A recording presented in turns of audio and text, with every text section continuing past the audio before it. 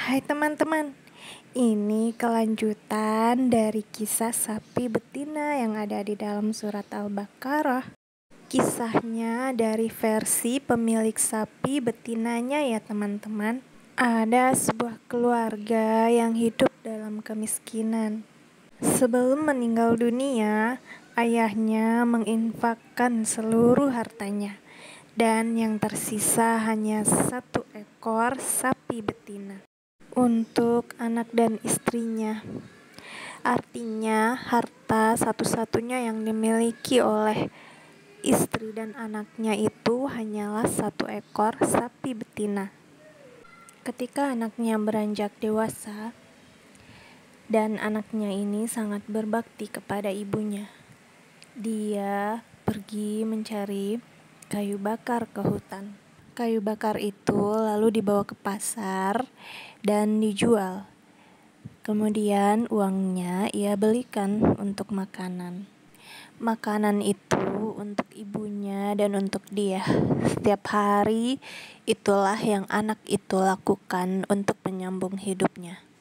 Pada suatu hari ibunya ini berkata kepada anaknya ini, "Sesungguhnya ayahmu telah mewariskan 1 ekor sapi betina untukmu," dan ia meletakkan sapi itu di dalam hutan.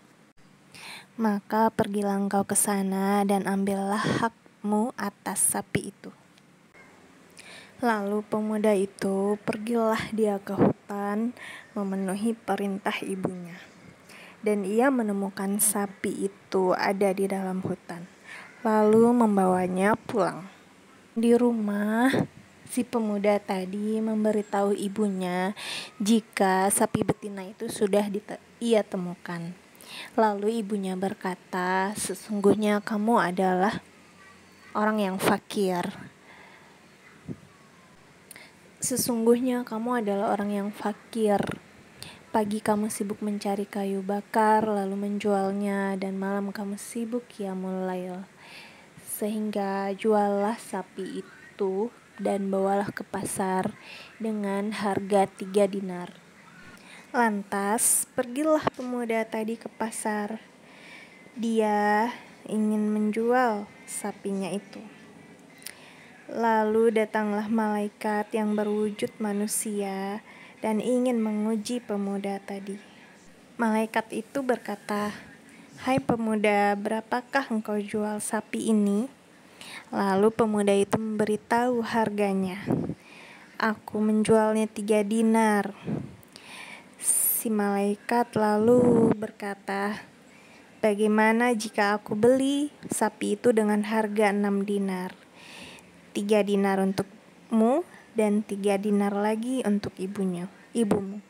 Kamu tidak perlu memberitahu ibumu jika sapi itu aku beli dengan harga 6 dinar." Pemuda tadi menolak dan berkata, "Mohon maaf, aku hanya menjual 3 dinar. Tapi jika kamu ingin membelinya seharga 6 dinar, aku akan memberitahu ibuku terlebih dahulu apakah beliau setuju atau tidak." Lalu pemuda tadi pulang kembali dan memberitahu ibunya jika ada seseorang yang menawar harga sapinya seharga 6 dinar. Ibunya pun berkata, "Ya, kau boleh menjualnya dengan seharga 6 dinar. Juallah sapi itu kepada orang tersebut," kata ibu pemuda tadi. Lalu pemuda itu kembali ke pasar dan memberitahu orang tersebut jika sapinya boleh dijual seharga 6 dinar oleh ibunya. Namun orang itu kembali menawar, "Bagaimana jika ku beli sapi itu seharga 12 dinar? 6 dinar untukmu dan 6 dinar untuk ibumu. Kau tidak perlu memberitahu ibumu jika sapi ini aku beli dengan harga 12 dinar." Pemuda itu pun kembali menolak permintaan orang tersebut. Pemuda itu berkata, ia harus memberitahu ibunya terlebih dahulu dan nanti dia akan kembali lagi ke pasar. Maka pulanglah pemuda itu kembali ke rumah dan memberitahu ibunya jika sapinya ditawar 12 dinar. Lalu ibunya berkata, "Sungguh yang datang kepadamu adalah malaikat yang berwujud manusia, yang diutus oleh Allah untuk mengujimu. Maka jika dia datang kembali, maka tanyakanlah, apakah dia ingin membeli sapi ini atau harus diapakan sapi betina itu?" Lalu pemuda itu kembali lagi ke pasar dan bertemu lagi dengan laki-laki yang tadi menawar sapinya itu. Pemuda itu menyampaikan apa yang disampaikan oleh ibunya tadi di rumah. Dia menanyakan apakah yang orang itu inginkan, apakah dia menginginkan sapi ini dijual atau tidak. Lalu malaikat itu pun berkata, "Jangan dijual sapi betina ini sampai nanti suatu saat akan ada orang-orang yang datang untuk membeli sapimu itu atas utusan Nabi Musa bin Imran. Maka juallah sapi itu seharga emas seberat sapimu pada saat itu. Misalkan berat sapimu 1 ton, maka juallah dengan harga emas seberat 1 ton." Singkat cerita, maka sampailah pada saat yang ditunggu-tunggu itu. Datanglah beberapa orang utusan dari Nabi Musa bin Imran yang menawar sapi betina pemilik pemuda tadi. Dia menanyakan berapa harga sapi betina itu, dan pemuda itu menjawab, harganya seharga emas dengan berat sapi ini.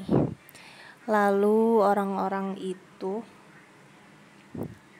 keberatan karena mereka merasa terlalu mahal untuk 1 ekor sapi dengan 1 emas sebesar dan seberat sapi betinanya itu.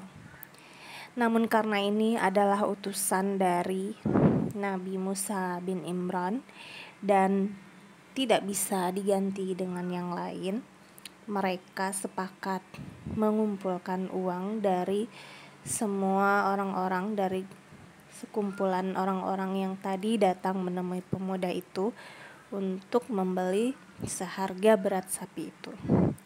Akhirnya sapi itu pun dibawa oleh orang-orang tadi. Begitulah Allah jika mempunyai keinginan atau kehendak terhadap umatnya.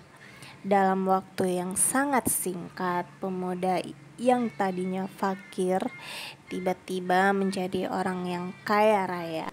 Begitulah ceritanya teman-teman. Lain kali kita cerita-cerita lagi ya.